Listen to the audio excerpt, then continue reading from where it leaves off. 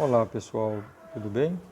Nesse vídeo faremos um estudo da hipérbole, começando pela definição geométrica de uma hipérbole, apresentando todos os seus elementos geométricos, aprendendo a desenvolver um esboço, elaborar um esboço de uma hipérbole, para no final representarmos a hipérbole no plano cartesiano por meio de uma equação algébrica do segundo grau, ok?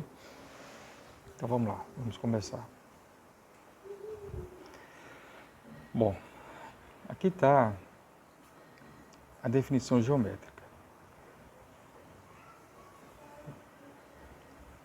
Dados dois pontos distintos, F1 e F2, que são denominados focos, de maneira análoga ao que nós vimos no caso da elipse, considere a constante C definida por essa igualdade. Ou seja, eu calculo a distância de F1 e F2, o C vai ser essa distância dividida por 2. Esse C é o número real. Dada uma constante A menor do que C, qualquer, positiva, o conjunto de todos os pontos do plano, tais que essa relação seja satisfeita, ou seja, a diferença da distância de P a F1 com a distância de P a F2 em módulo seja igual a 2A, isso define uma curva plana denominada hipérbole. Ok? Conjunto de todos os pontos do plano que satisfazem essa igualdade define uma curva plana denominada hipérbole. Então aqui tem um esboço, tá, de uma hipérbole. Você pode observar, a hipérbole vai ter dois ramos, né? Aqui tem o ponto F1, aqui tem o ponto F2. A distância entre F1 e F2 é o que eu chamei de 2C. E aí eu pego uma constante A menor do que C. E veja, aqui tem o seguinte. Nesse ponto aqui, calcula a distância de P a F1 e de P a F2. A diferença tem que ser igual a 2A, em módulo, né?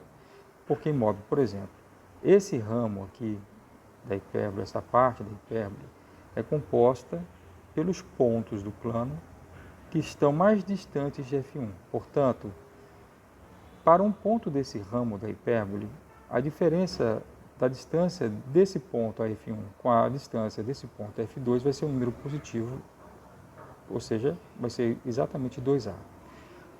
Agora, se você pega um ponto do outro ramo da hipérbole, como esses pontos estão mais próximos de F1 do que de F2, a diferença da distância de um ponto desse ramo a F1 com a distância do mesmo ponto a F2 vai ser um número negativo igual a menos 2A. Então, a hipérbole tem esses dois ramos, tá? Uma parte composta pelos pontos que estão mais próximos de F2 e a outra pelos pontos que estão mais próximos de F1. Então, para uma parte, a diferença da distância vai ser igual a 2A e para a outra parte vai ser menos 2A. Pois é. O que eu acabei de falar, dizer que esse módulo é 2A significa que o argumento, o termo que está dentro do módulo, pode ser ou 2A ou menos 2A. Se for 2A, é porque o ponto está mais próximo de F2. Se for menos 2A, é porque o ponto está mais próximo de F1. Elementos geométricos de uma hipérbole. Então, temos o foco, ou os focos, que são os pontos F1 e F2, distância focal, que é a distância 2C entre F1 e F2, o centro, que é o ponto médio do segmento F1 e F2, esse centro é denotado pela letra C maiúscula, os vértices são os pontos A1 e A2, localizados na reta determinada por F1 e F2, ou seja, os dois focos determinam uma reta, né? Então, essa reta intersecta a hipérbole nos pontos A1 e A2. E observe que o ponto C também é ponto médio do segmento A1 a 2. É só você ver nessa figura aqui. Você tem aqui uma reta,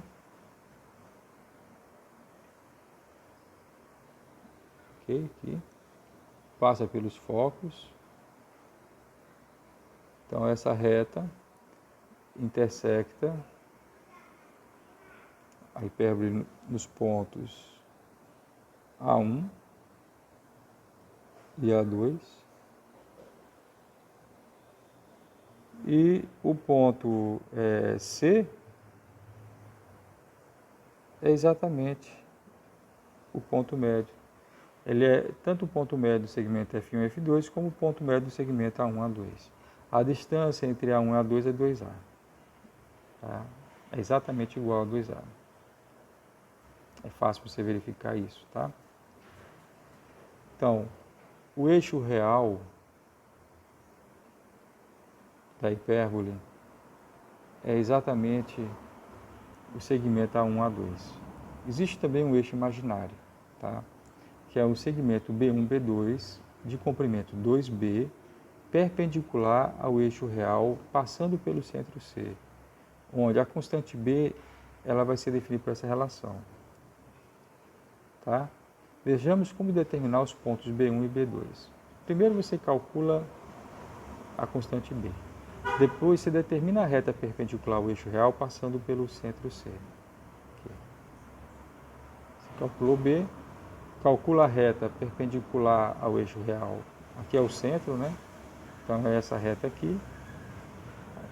E aí você vai marcar. Sobre essa reta você marca os pontos B1 e B2, cada um com distância B em relação a C. Então aqui eu encontro, dessa maneira, os pontos que eu chamo de B1. Opa! Aqui eu encontro o ponto B1 e encontro também o ponto B2. Então, o eixo imaginário é exatamente esse segmento de B1 a B2 aqui, que é perpendicular ao eixo real. E o comprimento desse segmento é 2B. Tem B é a distância do centro até B1 e a distância do centro até B2 também é B. Então, no total, comprimento 2B. Então, esses dois pontos B1 e B2, eles definem o eixo imaginário, ok? Então, vamos aproveitar a figura acima para ilustrar uma maneira simples de representar o gráfico de uma hipérbole, tá? Então, aqui eu fiz a marcação dessas retas que se intersectam aqui, chamadas de assíntotas, tá? São duas assíntotas. O que vem a ser isso? Como é que você... Para que servem essas retas? Como ela é útil para você fazer o esboço da hipérbole, enfim. Então, primeiro, represente os elementos geométricos dados pelo centro, os vértices A1, A2, os focos F1 e F2 e os pontos B1 e B2. Então, quer fazer o esboço, né, da hipérbole? Você marca o ponto que é o centro, os pontos que são os focos F1 e F2, os pontos que são os vértices A1, A2 e os pontos que são o B1, B2 aqui. Tá? Em seguida, representa os pontos PQ, MN tais que. Olha só. Eu vou fazer esse retângulo aqui. Tá? Retângulo. Formado por esses pontos. Ó, P, Q, M e N. Como é que você determina esses pontos? Por exemplo, pelo ponto A1, eu pego uma perpendicular ao eixo real de comprimento 2B. Pelo ponto A2 eu faço a mesma coisa. Isso me permite determinar os pontos N, P, M, Q. Depois eu faço o retângulo P, Q, M, N e fecho voltando para P. Okay? Então, a largura desse retângulo é 2A e a altura desse retângulo é 2B. Esses vértices aqui, ó, do retângulo PQ, MN, você traça por eles as diagonais. E essas diagonais são exatamente as assíntotas. Não estou nem conseguindo fazer destacar a assíntota aqui. Essa assíntota e essa assíntota aqui. Eu trago as retas sobre as diagonais do retângulo. depois que você traçar as retas sobre as diagonais do retângulo, você encontra as assíntotas, que tem a seguinte propriedade: o gráfico da hipérbole, ele se aproxima das assíntotas. Então a hipérbole, ela, primeiro, observe, vamos fixar nossa atenção nesse ramo da hipérbole aqui.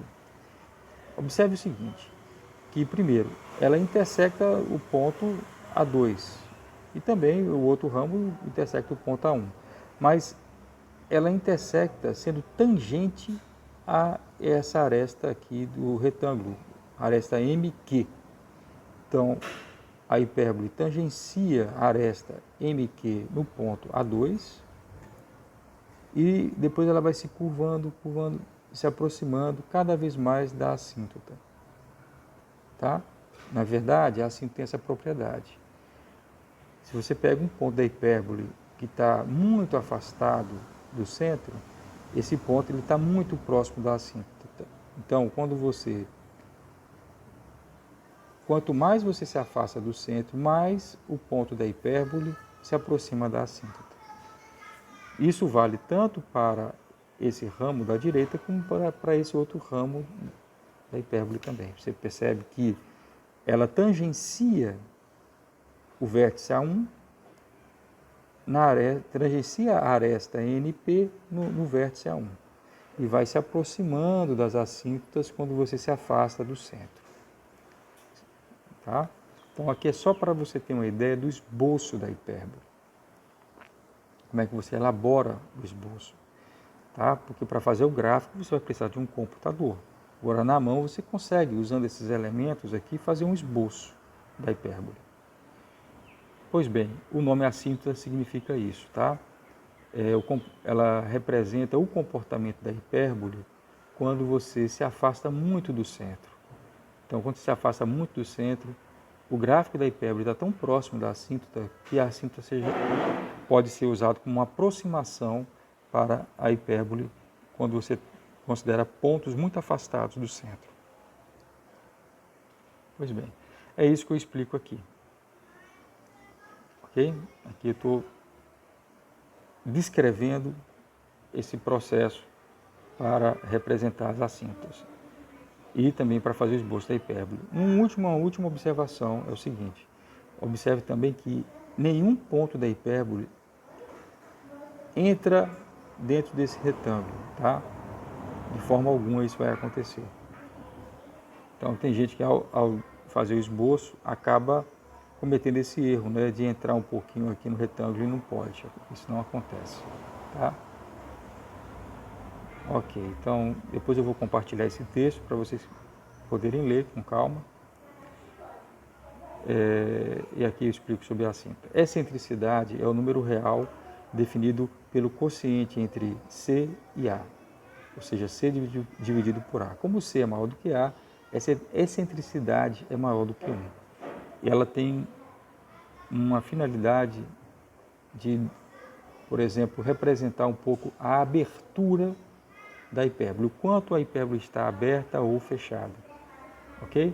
Por exemplo, quando você diminui o ângulo entre essas assíntotas aqui, a hipérbole está muito fechada, né? Quando você aumenta o ângulo entre as assíntotas, essa hipérbole está muito aberta e a excentricidade é uma medida dessa abertura. Depois vocês vão ver isso nos exercícios. Então, a abertura da hipérbole é o ângulo θ definido pelas assíntotas, delimitando a região do plano que contém o traço da hipérbole. Porque as assíntotas, na verdade, definem duas medidas de ângulo, né? Se você prestar atenção, você poderia ter esse ângulo aqui ou esse ângulo amarelo. Então, o ângulo θ, que mede a abertura da hipérbole, é o ângulo entre as assíntotas na região delimitada pela hipérbole, exatamente na região das assíntotas que contém as hipérboles. Então, essa região aqui não contém nenhum gráfico de hipérbole. Já essa aqui e essa aqui contém. Então, o ângulo θ é o ângulo definido pelas assíntotas nessa região que engloba, que incorpora a hipérbole.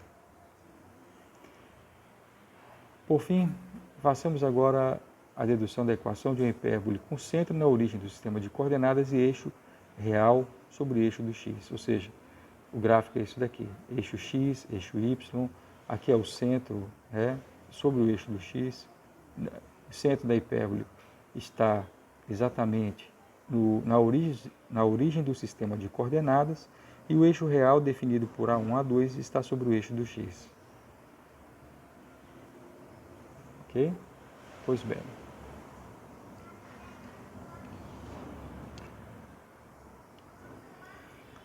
Pois bem. Então, como é que eu encontro as coordenadas desses pontos, desses elementos geométricos? O ponto A1, ele está no eixo x, tem a ordenada 0, como a distância de A1 para o centro é A, e A1 está à esquerda do centro, que é a origem, então as coordenadas de A1 é menos A0. A2 é A0, F1 é menos C0, F2 é C0, tá? É só você ver aqui facilmente. A distância de F1 até o centro é C, de F2 até o centro também é C, só que o F1 está à esquerda, coordenada negativa, e o F2 à direita, coordenada positiva. O B1 ele está no eixo Y, então a abscissa é 0, e como o B1 está acima do eixo X, e a distância dele para o centro, que é a origem, é B, então as coordenadas de B1 são 0B, e as de B2 são 0 menos B. E a equação das assíntotas, observe que esse ângulo φ aqui é o coeficiente angular dessa reta.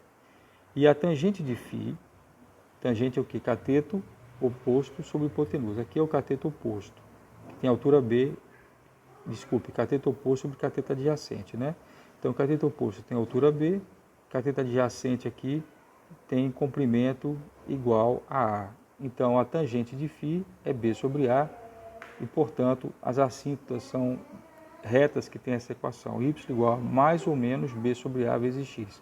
Por que mais ou menos? Porque você tem a assíntota com inclinação positiva, que é essa daqui, né?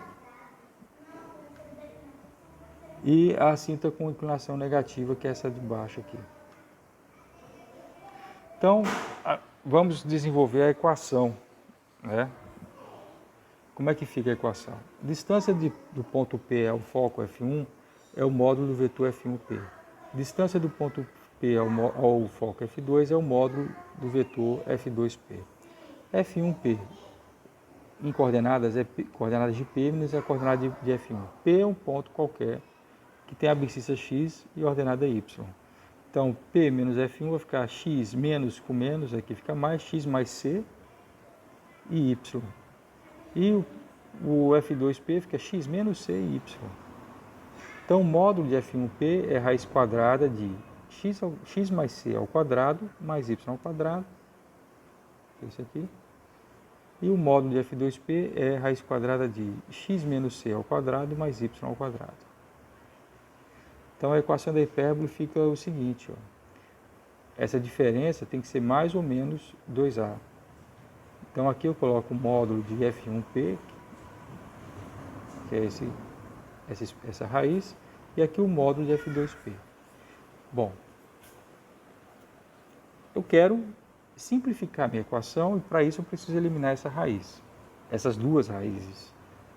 Se eu elevar ao quadrado assim, aparece uma expressão mais complexa. Então eu coloco uma raiz de cada lado, passo aqui para o segundo membro, isolo uma raiz em cada membro e depois elevo ao quadrado.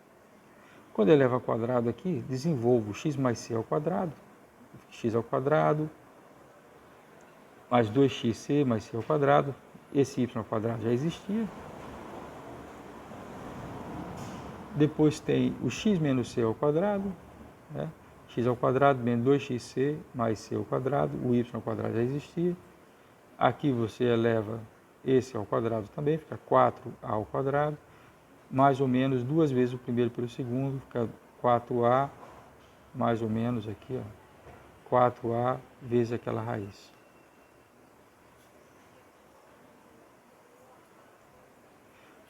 Bom, então você simplifica aqui, x ao quadrado aparece nos dois membros, y ao quadrado também, c ao quadrado também. Depois eu passo esse termo aqui, né, tem aqui 2xc, soma com esse menos 2xc, vai ficar então 4xc. Só que aparece também, ó, 4 ao quadrado, que eu passo para o primeiro membro. Então vai ficar 4 vezes xc menos a ao quadrado. E no segundo membro vai ficar apenas a raiz, mais ou menos 4 vezes a raiz de x menos c ao quadrado mais y ao quadrado. Simplifica, né, eliminando esse 4, eleva ao quadrado novamente para eliminar a raiz.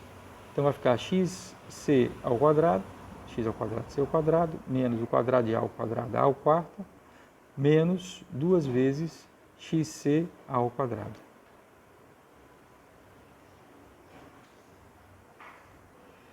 Depois fica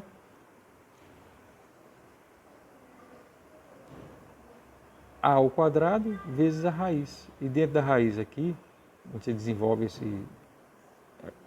esse termo, fica x ao quadrado menos 2cx mais c ao quadrado.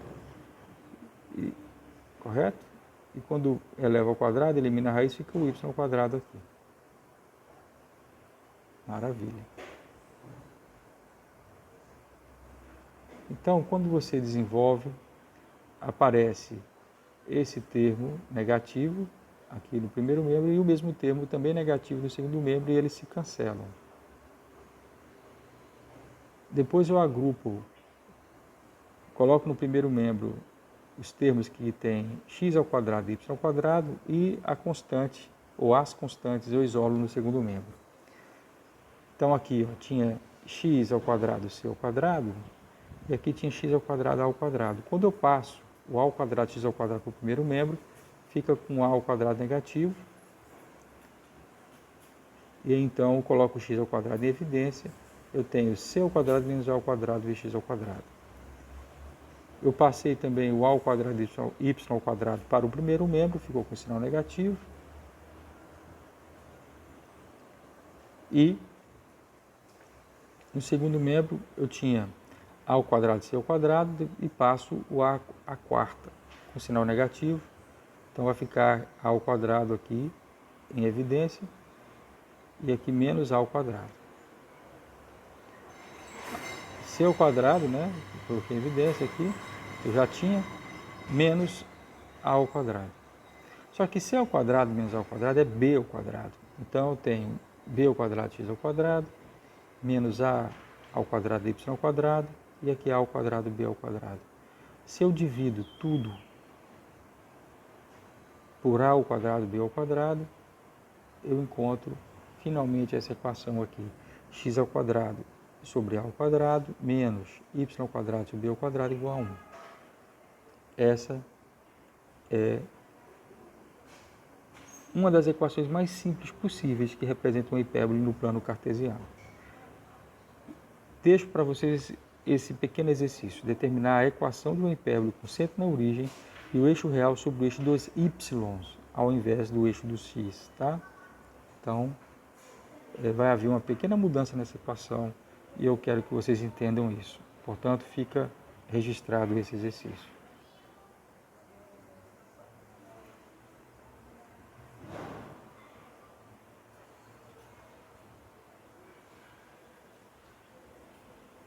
Bom, pessoal, vamos